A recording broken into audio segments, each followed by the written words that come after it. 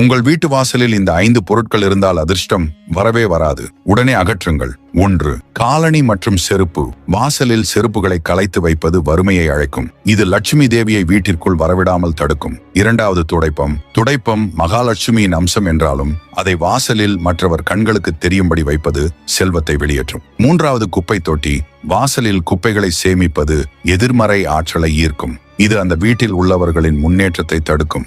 4. முள் செடிகள். வாசலில் கள்ளி அல்லது முள்ளுள்ள செடிகளை வைப்பது குடும்ப உறவுகளில் கசப்பையும் தேவையற்ற சண்டைகளையும் உண்டாக்கும். 5. உடைந்த பொருட்கள். உடைந்த நாற்காலி, பழைய டயர்கள் அல்லது தேவையற்ற மரக்கட்டைகளை வாசலில் குவித்து வைப்பது தரித்திரத்தை தேடித்தரும். வாசலில் எப்போதும் ஒரு மஞ்சள் மற்றும் குங்குமம் பொட்டு வைப்பது தீய சக்திகள் வீட்டிற்குள் நுழையாமல் தடுக்கும் ஒரு கவசமாகும். வாசலில் இரவு நேரத்திலும் ஒரு சிறிய விளக்கு எரிந்து கொண்டிருப்பது அந்த வீட்டின் புகழையும் வெற்றியையும் நிலைநிறுத்தும்.